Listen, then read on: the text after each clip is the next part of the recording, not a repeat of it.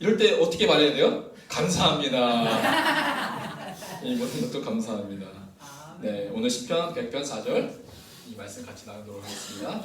우리 같이 한번 읽어볼까요? 시작. 감사함으로 그의 문에 들어가며 그의 궁전에 들어가서 그에게 감사하며 그의 이름을 송축할지어다. 아멘. 제가 이번 주 추수감사주일이잖아요. 그래서 저는 생각해봤어요. 추수감사주일날 무슨 설교를 할까 생각하다가 먼저 내 안에 이번 주에 어떤 감사한 일이 있을까 한번 잘 살펴보자. 한 주 동안. 그래서 어떤 일이 있을까? 그래서 제가 살면서 감사한 일이 있으면 뭘 해야 될까 생각하다가 사진으로 딱 찍어야겠다 생각이 들었어요.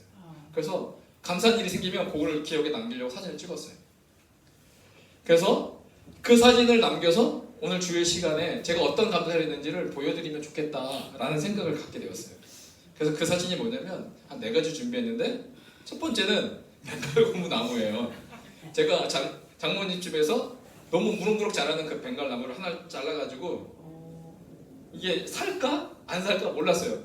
근데 물에다 한참 주고 뿌리가 나면 이제 옮겨 심어야 되는데 물도 하루 줬다가 아예 귀찮아서 그냥 바로 땅에다가 화분에 딱 심었어요. 죽으면 죽으리라고 심었어요. 살면 사는 거고. 그런데 얘가 죽지 않고 살았는데 처음에는 제가 가지치기를 다 했어요. 그래서 2개만 입을 나눴는데 입이 죽더라고요. 그러다가 다시 살아나기 시작하면서 이번 주에 이 나무가 나온 거예요. 이 잎이 새롭게. 그리고 또 옆에 지금 안 났지만 지금 뒤에 보시면 하나가 더 났어요. 그래서 하나님의 신비를 보면서 하나님 감사합니다. 살려주셔서 저는 막 심었지만 하나님이 살려주셨네요. 그래서 이렇게 이걸 보면서 감사했어요. 그래서 찍었어요.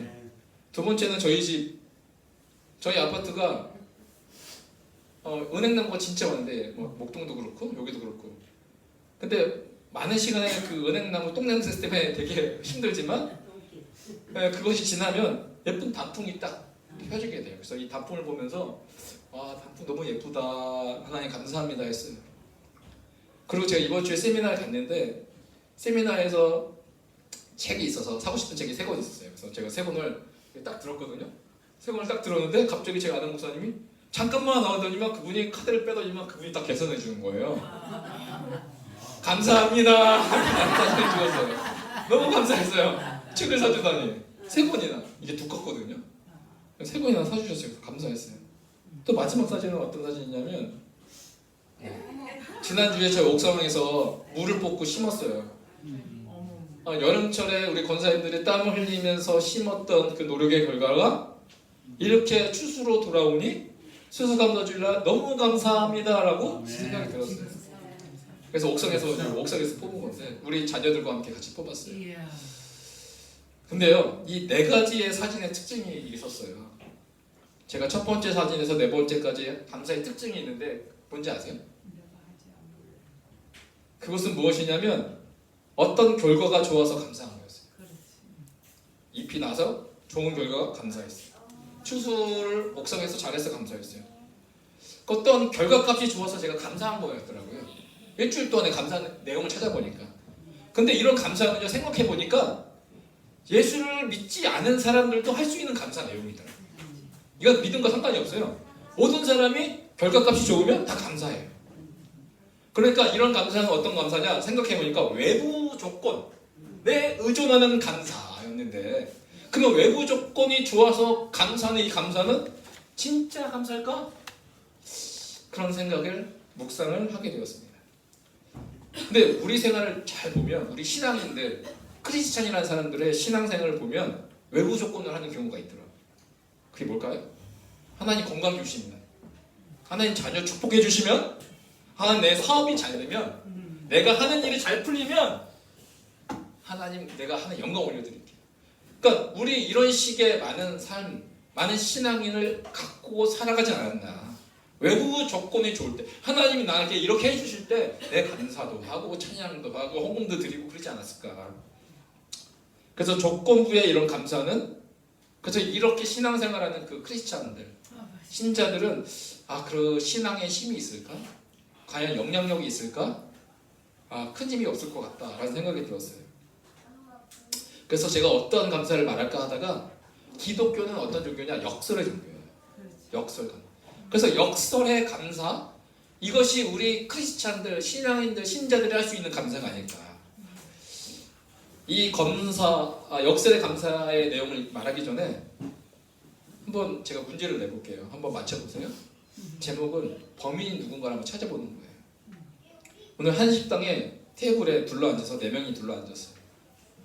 거기에 누가 있냐면 산타클로스, 양심 있는 변호사, 정직한 국회의원, 경찰 4명이 앉았어요. 근데 그들 식탁 위에 돈다발이 한 무더기가 있었는데 밤이었어요. 근데 갑자기 정전이 되니까 깜깜해졌어요. 그리고 다시 불이 들어왔을 때 돈다발이 다 없어진 거예요. 어떻게? 이 중에 범인이 누굴까요? 산타클로스? 선물 준 사람이야. 선물 뺏은 산타클로스. 또 누가 범인일까요? 어떻게 해야 돼? 정직한 국회의원이요? 범인은 누구냐면 경찰입니다. 어머. 이유가 뭘까요? 자, 정직한 국회의원 있어요, 없어요? 웃자고 하는 말이에요. 너무 심각하게 반응하면 저 마음이 어려워져요. 그냥 국회의원이라고 하지 않았어요. 정직한 국회의원. 우리가 생각하잖아요. 항상 우리가 국회의원 할 때 거짓말 한다는 많은 말을 하잖아요. 정직한 국회의원은 없기 때문에 답이 아니에요. 그러면 양심 있는 변호사 있어요, 없어요? 변호사 다 그렇지 않습니다. 그렇게 말씀하지 마세요. 그냥 양심 있는 변호사? 없어요. 그러면 산타클로스가 있어요, 없어요? 없어요. 그러니까 다 없으니까 정답은 범인이에요. 경찰이었어요. 이게 경찰이 가져왔다. 역설의 이야기죠. 역설의 이야기였어요. 웃자고 한 내용인데 우리의 감사도 역설적인 것이 있더라. 감사는 좋은 일이 생겼을 때만 하는 것이 아니다. 기독교의 감사는 역설이라고 저는 그렇게 생각이 듭니다. 이것이 바로 추수감사절에 의미하는 그 의미고 시작이 아닐까. 여러분 다 아시잖아요. 스토리 한 20번 들었을 거 아니에요? 1620년도 영국 청교도들이 종교적 박해를 피하기 위해서 미국에 정착하면서 배를 타고 오면서 사람들이 죽어가기도 하고 그 첫 해에 추운 혹독한 겨울을 보내면서 사람들이 많이 죽어갑니다. 그리고 이듬해 1621년 첫 추수 성공을 기념하며 연감사 예배에서 유래된 것이 추수감사절이잖아요. 그러면 이 감사절은 뭐예요? 죽음을 지나고 나서요 이들은 감사하는 거예요. 그러니까 감사할 내용이 있어서 감사한 게 아니라 죽음을 통해서도 그들은 하나님께 감사했다라는 것이죠. 이 역설의 감사. 그래서 오늘 우리 3가지 역설을 통해서 제가 오늘 신자의 감사가 무엇인지를 함께 살펴보려고 합니다. 한번 첫 번째 감사는 약할 때 강하게 하시는 그 하나님의 감사, 역설의 감사. I asked for strength, and God gave me difficulties to make me strong. I asked for wisdom, and God gave me problems to solve. I asked for courage, and God gave me dangers to overcome. I asked for love, and God gave me troubled people to help. My prayers were answered. 이분이 뭐라고 말씀하셨죠? 이 영화 한 장면이거든요. 힘을 달라고 기도했더니 힘을 주신 게 아니라 하나님은 나를 강하게 만들 시련을 주셨습니다. 지혜를 달라고 기도했더니 하나님 내가 풀어야 할 문제들을 주셨습니다. 용기를 달라고 기도했더니 하나님은 극복해야 할 위험들을 주셨습니다. 사랑을 달라고 기도했더니 하나님은 도와야 할 상처받은 사람들을 보내주셨습니다. 여러분 우리는 언제 감사하죠? 우리 수많은 우리 기도 가운데 힘과 지혜와 용기와 사랑을 달라고 요구했고 그것이 이루어질 때 우리는 그때 감사한다고 생각했습니다. 그런데 진정한 감사는 언제 감사하냐? 시련과 문제들과 위험과 상처받은 사람들이 있어서 뭐 하는 거예요? 감사하는 거예요. 그것이 약할 때 강하게 하시는 하나님께 감사. 이것이 사도 바울의 고백이었어요. 오늘 고린도후서 12장 9절에 사도 바울은 이렇게 말합니다. 나에게 이르시기를 내 은혜가 내게 족하다. 이는 내 능력이 약한 데서 온전하여짐이라 라고 말씀하고 있어요. 우리가 사는 세상은요 계속 말해요. 우리가 계속 강조해요. 계속 요구해요. 강한 자가 살아남는 세상이다. 그러니까 너가 힘을 키워야 되고 능력을 키워야 되고 그렇지 않으면 무시를 받는다라고 말합니다. 맞는 말이에요. 그게 틀리다는 게 아니라 근데 우리 크리스찬이 살아가는 방식은 좀 다르다는 거죠.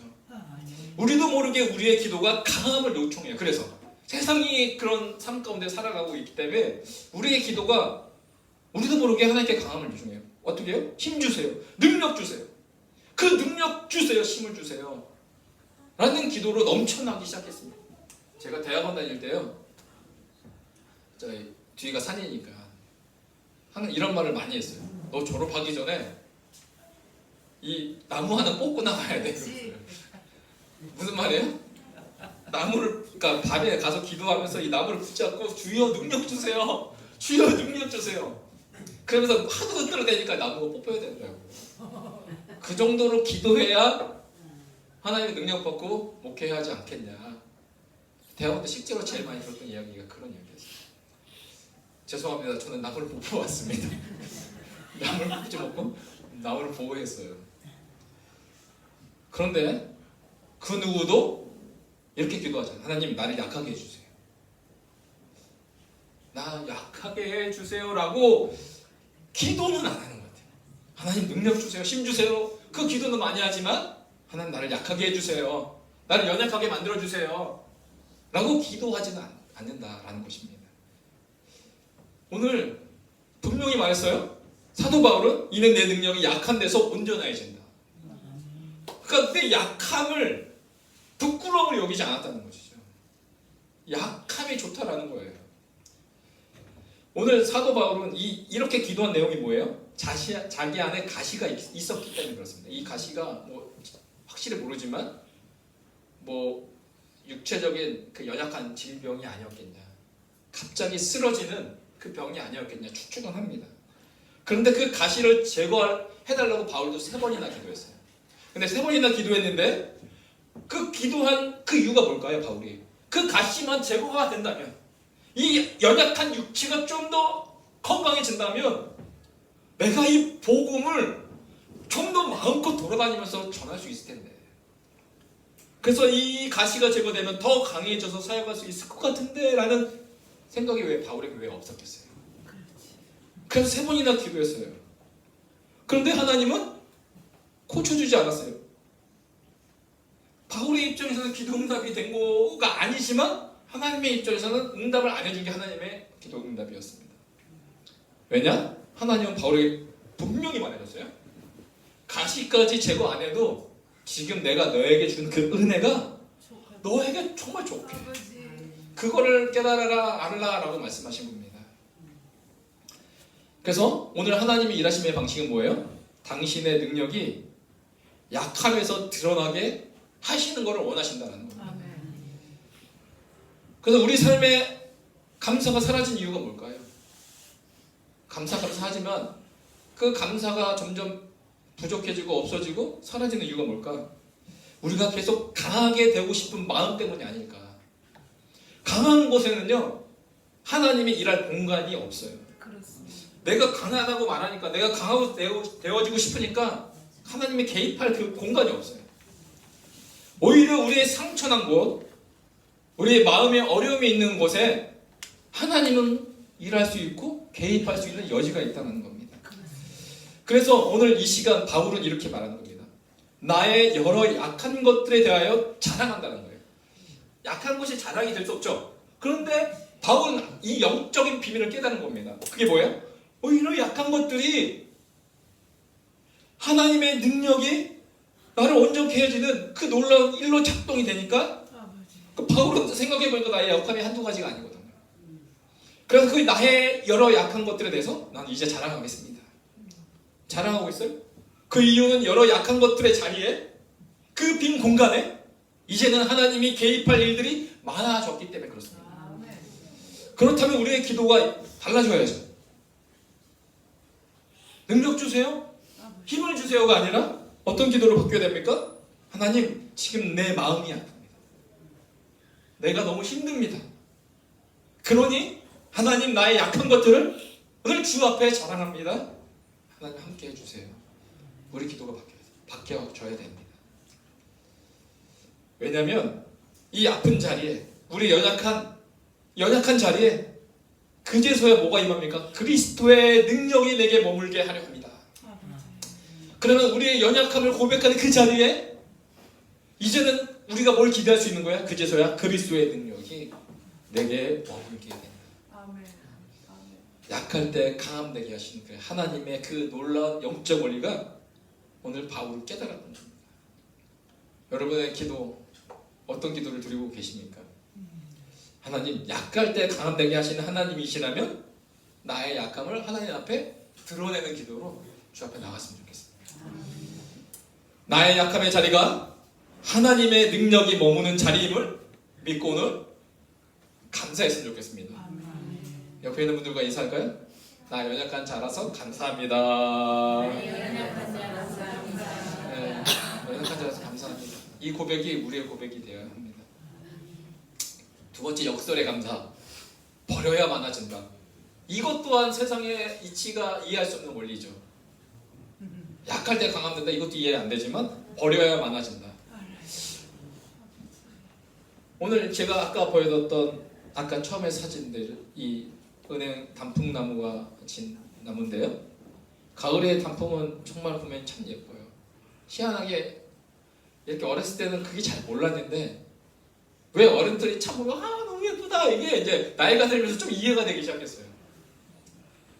그런데 이 단풍이 예쁘다고 입을 떨어뜨리지 않으면 어떻게 될까요? 겨울에 생존할 수가 없어요. 그래서 나무는 겨울을 대비하여 예쁘지만 그 잎을 바닥에 버려야 돼요. 그래서 이 바닥을 보니까 점점점 이제 나뭇잎들이 버려지고 있는 장면을 목격하게 되었습니다. 버리면 없어진다고 생각하지만 하나님의 생각은 다른 것 같아요. 해바라기 하나의 씨가 땅에 떨어져서 버려져서 땅에 심겨서 자라나면 그 해바라기 씨의 수백 개에서 1000개까지 그 씨앗을 맺는다 아니겠어요? 그러니까 이게 하나님의 창조의 원리 같아요. 수많은 식물들을 보면 계속 버리잖아요. 그의 씨앗을 계속 버리지만 그걸 통해서 풍성케 하고 번성케 하는 일들이 일어납니다. 하나님 나라에서는 이 버림이 어떻게 바뀌냐? 가능성으로 돌아옵니다. 오늘 요한복음 6장 9절에 보면 오병이의 사건도 마찬가지예요. 한 아이가 있어 보리떡 5개, 물고기 2마리. 이 어린아이가 먹을 이 작은 양식을 통해서 이 아이가 그것이 버림이 아니라 하나님 안에서는 그것이 가능성으로 풍성함으로 돌아오게 하는 그 역설의 은혜. 그것이 우리 믿는 신자들 가운데 믿어야 될 삶의 모습이다. 감사의 내용입니다. 하나님은 그래서요, 있는 것을 내어드릴 때 그것을 축복의 재료로 사용하십니다. 그래서 감사는요, 이런 말이 있어요. 소유에서 나오는 것이 아니라 나눔에서 완성된다. 내가 갖고 있는다고 감사가 되는 게 아니에요. 내 것이 흘러갈 때 그것을 통해서 하나님 일하시는 것을 볼 때 하나님께 감사하게 되는 거죠. 우리가 교회 와서 헌금 내잖아요. 여러분은 신비한 사람들이에요. 하나님께 드리는데, 하나님께 내어 맡기는데, 그래서 내 소유가 적어지는데 지금까지 살아오고 계십니다. 또한 우리 교회는 선교를 좀 많이 합니다. 이 작은 교회에서 선교할 수 없는 일들을 하고 있어요. 그래서 저도 마찬가지, 여러분이 헌금을 내는 심정으로 저도 어떻게 보면 교회 여러분 내신 헌금으로 선교를 하는데 고민이 될 때가 많아요. 솔직히 내가 너무 많은 선교를 하나? 그래서 너무 힘들어지는 건 아닐까? 그 고민 가운데 늘 선교 쪽으로 가긴 합니다. 저 안에도 그런 싸움이 있어요. 제가 그래서 선교헌금을 지금까지 얼마를 썼나 한번 계산을 해봤어요. 이 감사 설교를 준비하면서 개척했던 첫 해 한 8개월간 선교헌금을 820만 원 썼더라고요. 그리고 21년도 이제 풀 12개월 돌아갔잖아요. 1,900만 원 썼어요. 그리고 22년도에는 3,300을 썼습니다. 2023년에는 1,900만 원 썼어요. 2024년도에는 성경금 3,200을 썼어요. 그리고 2025년 지금까지 10월달까지 1,600만 원을 썼습니다. 그래서 이것이 다 계산해봤거든요. 계산해보니까 총 1억 2,900만 원, 1억 3천 썼더라고요. 저희 교회에서 성교비만 1억 3천 썼습니다. 1억 3천을 생각해보니까 1억 3천으로 무엇을 할 수 있을까? 제가 계산해봤거든요. 그럼 뒤지기 있었는데 1억 3천으로 뭘 할 수 있었지? 만약 이 돈을 안 냈다면 1억 3천은 무엇이 있을까? 가장 크게 왔었던 한 가지가 왔는데 바로 스타리아 최신형을 세대로 살 수 있는 가격이었어요. 중간 트림으로 새 차를 무려 3대나 살 수 있는 거예요. 저희 교회에 스타리아 없어요. 없어요. 교회 우리 스타리아도 없어요. 그거 하는 것도 아깝더라고요. 그래서 성교하는 데서 야 스타리아 세대가 되어서 사용이 되어줬구나. 그러면 여러분 우리가 이렇게 이 교회에서 이 성경 스타리아 세대의 가격을 버려졌다? 사용되어졌는데 그럼 우리 교회가 가난해지고 망해졌나요? 돈이 없어서 못하는 게 있나요? 일반 교회는요 성경을 이렇게 안 쓰죠. 목사님의 월급을 더 많이 책정을 하죠. 그런데 그게 중요하지 않더라는 거예요. 내가 성교지에서 살았던 인생의 삶을 보면 진짜 하나님이 먹이시고 입히시는 것을 경험했어요. 그래서 제가 오는 성교비가 그 사역비까지 내 먹을 생활 양식을 안 쓰고 사역비까지 써도 살더라 이거예요. 근데 그것이 내 삶의 경험이 벌어야 많아진다는 삶을 경험했기 때문에 이 목회 철학에도 그것이 이어지지 않아요. 하나님은요 하나님을 위해서 하나님의 나라를 위해서 버린 자들을 하나님이 결단코 하나님이 무시하지 아니하시고 책임져 주신다. 이것이 우리의 감사예요. 하나님 내가 없어진 게 있어요? 좀 사라진 게 있어요? 감사하십시오. 세 번째 마지막 역사 죽고자 하면 산다. 누구든지 자기 목숨을 구원하고자 하면 잃을 것이요 누구든지 나를 위하여 자기 목숨을 잃으면 찾으리라. 예수님은 우리를 위해서 십자가에 죽으셨어요. 근데 그 죽지 않으시고 죽으셨지만 죽지 않으시고 부활하셔서 우리에게 생명의 놀라운 길을 열어주셨습니다. 예수님의 방식도 또한 이것도 세상과 방식과 정반대예요. 죽음이 생명의 문이 되게 하신 분이 바로 예수님이십니다. 오늘 이 사진에 나온 분이 누구냐면 평안북도 영변 출신의 박관준 장로. 부유한 집안의 아들이어가지고 방탕한 생활을 하다가 예수를 만납니다. 그래서 변화가 되었어요. 그런데 이때 당시에 무슨 일이 있었냐면 신세 참배에 대한 그런 문제들이 있었어요. 근데 이 사람이 신사 참배 거부 운동을 전개하다가 감옥에 들어가게 돼서 6년간 옥고 끝에 평양의 옥중에서 순교하게 됩니다. 그러면서 이분이 했던 말이 이거예요. 그가 가진 삶의 원칙은 아생교회사, 아사교회생. 이게 무슨 말이에요? 내가 살면 교회가 죽고 아사, 내가 죽으면 교회가 산다. 이분이 목사님도 아닌데 장로님이신데 이런 고백, 이거 목사가 해야 되는 고백이거든요. 근데 목사가 고백 안 하고 장로님이 고백을 하셨어요. 내가 살면 교회가 죽고 내가 죽으면 교회가 산다. 이분의 원칙을 알았어요. 죽으면 산다라는 그 원칙을 알았어요. 그래서 이분이 이런 글을 남겼어요. 인생에 한 번 죽을 때가 있으니 어찌 죽을 때에 죽지 않으리. 그대 홀로 죽을 때에 죽었으면 천추에 죽어서도 죽지 않으리. 죽을 때가 와도 죽지 않으면 살아서 즐거움이 죽음만 같지 못하리라. 예수님이 나를 위해 돌아가셨으니 이번엔 내가 주를 위해 죽으리라 라고 고백했습니다. 이런 책들이 많아요. 내가 죽어야 예수가 산다. 오늘교회 목사님 쓰셨는데 목사가 죽어야 예수가 산다. 왜 이런 제목의 책들이 많이 나올까? 아, 목사들이 죽지 않구나. 목사들이 죽어야 되는데 죽지 않구나. 살아있구나. 살아있으면 뭐가 죽어요? 교회가 죽어요. 이게 우리의 삶의 목적이 돼요. I die every day. 이거 누가 고백한 거죠? 형제들아 내가 그리스도 예수 우리 주 안에서 가진 바 너에게 대한 나의 뭐예요? 또 자랑을 두고 더넣으니 나는 날마다 죽노라. 오늘 사도 바울은 날마다 죽는다는 것이 자기의 자랑이었어요. 뭐 죽는 게 자랑이라고. 그런데 그는 자랑. 근데 그 원리라는 거죠. 내가 죽으면 예수로 나를 살리게 하시는 그 삶이 있기 때문에 오늘 그 사도 바울은 나는 날마다 죽는다. 그러면 여러분의 그 고백이 아생 뭘로 바뀌냐? 면 가정사, 아사, 가정, 생으로 바꾸자. 내가 살면 가정이 뭐예요? 죽고, 내가 죽으면 가정이 뭐 한다? 산다. 이 죽고자 하면 산다는 이 원리가 교회뿐만 아니라 믿음의 신자들, 크리스찬들 가운데 동일하게 교회에서만 사는 것이 아니라 여러분의 그 삶의 터전인 그 가정에서 이 말씀을 실천하며 살아가야 됩니다. 죽고 싶은 사람이 누가 있어요? 억울하죠. 그런데 그 억울함을 이해할 분은 단 한 분, 하나님. 그분, 근데 하나님이 살게 하신다.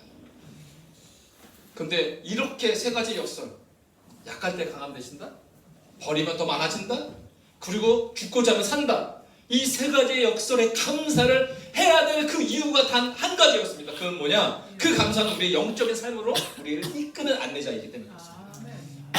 성경의 감사와 관련된 구절들이 있어요. 제가 그래서 감사라는 단어를 쫙 잘 읽었거든요. 감사에 관한 내용들이 되게 많아요. 근데 읽다가 세 가지만 줄였어요. 공통점이 있더라고요. 감사와 관련된 구절을 읽으면서 깨달은 것이 있는데, 첫 번째가 뭐냐면 필리포서 4장 6절, 아무것도 염려하지 말고 다만 모든 일에 기도와 간구로 너의 구할 것을 뭐 하라고요? 감사함으로 하나님께 아뢰래요. 기도하는데 기도만 하지 말고 어떻게 기도하라고 말씀하시냐면 감사함으로 기도하래요. 성경은 기도만 하지 말고 감사함으로 기도하라고 합니다. 역설의 감사기도. 그렇죠? 지금 기도하고 싶지 않은 상황, 내 마음에 들지 않는 상황, 그런데 그럼에도 불구하고 어떻게 기도하래요? 내가 약함에 감사함으로 기도하는 기도, 내가 버려짐에 감사함을 하는 그 기도, 내가 죽어야만 하는 그 감사함을 하는 그 기도, 그렇게 기도하는 겁니다. 그러니까 이 감사는요, 뭐와 연결되어 있어요? 기도와 연결되어 있다. 두 번째, 시편 95편 2절, 우리가 감사함으로 하나님께 나간다. 성전에 나간다. 감사함으로 그 앞에 나아가며 시를 지어 즐거이 그를 노래하자. 감사함으로 그의 문에 들어가며 찬송함으로 그의 궁중에 들어가서 감사하며 그의 이름을 송축할지어다. 감사함으로 찬송을 하라고 합니다. 지금 내 마음은 지금 우라통이 터져서 찬송할 일이 없는데, 역설의 감사함으로 뭘 하라? 찬송을 하라. 찬송을 부르고 싶지 않은 상황에도 찬송하라고 해서 감사와 찬양의 노래가, 찬송함이 같이 나와요. 감사할 때. 그러면 이 감사는 뭐와 연결되어 있어요? 찬송과 연결되어 있다. 한 번만 더 볼까요? 세 번째 마지막인데 시편 50편 23절, 감사로 뭘 한다는 거예요? 제사를 드린 자가 나를 영화롭게 하나니 그의 행위를 옳게 하는 자에게 내가 하나님의 구원을 보이리라. 감사함으로 제사를 하라고 합니다. 제사를 드리고 싶지 않은 마음, 집에서 막 싸웠어, 아니면 자녀와 분쟁이 있어, 내 일이 잘 안 돼, 그래서 교회 가고 싶지 않은 그 마음, 그런데 오늘 뭐라고요? 감사로 제사를 드리는 거예요. 그러면 감사는 뭐와 연결되어 있어요? 제사와 연결되어 있다. 감사는 기도와 연결되어 있고, 감사는 찬송과 연결되어 있고, 감사는 제사와 연결되어 있더라. 이 구절들을 계속 보면서 한 가지의 그 원리를 발견했습니다. 연결되어 있다. 감사는 홀로 있지 않고 공동체성이 있더라. 그래서 감사할 때 뭐가 있어요? 기도가 있고, 감사할 때 찬양이 있고, 감사할 때 예배가 있는 거예요. 혼자 있지 않더라. 감사를 한다는 것은 결코 감사 하나로 끝나지 않음을 우리가 알게 될 수 있어요. 그러면 감사를 하는 자는 어떤 자예요? 기도하는 자고, 감사하는 자는 찬송을 부르는 자고, 감사하는 자는 예배하는 자이다. 그러면 우리가 감사할 때 찬양과 기도와 예배가 연결되어 있다고 말씀드렸어요. 감사가.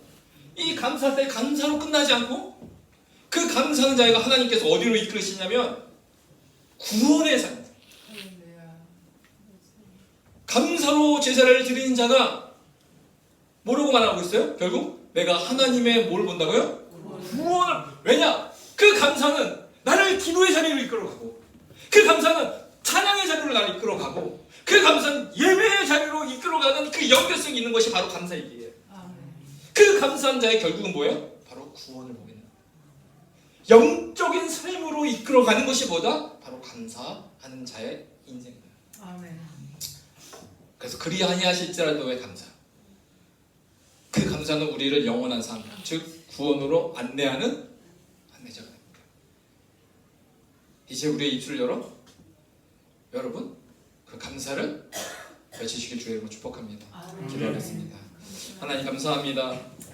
우리가 감사할 때만 감사하는 것이 아니라 그렇지 않음에도 감사하는 감사로 살아가 그 감사의 자리에 기도가 있게 하시고 찬양이 있게 하시고 예배가 있게 하여 주사 그래서 하나님 우리의 구원의 길로 이끄시는 그 성령 하나님과의 그 영원한 영적 동행함이 우리 가운데 있게 하여 주시옵소서. 예수님의 이름으로 기도합니다. 아멘. 네. 말씀을 찬양하고 기도하는데요. 이 찬양하고 싶었어요. 우리 2년 전에 같이 불렀는데 어린아이들이 부르는 감사 찬양이거든요. 감사송 같이 부르고 같이 기도하고 제가 축도로 마무리하도록 하겠습니다. 감사송 기억나시는가요? 우리 이 감사 이렇게 한 주 동안 살아가자 라는 마음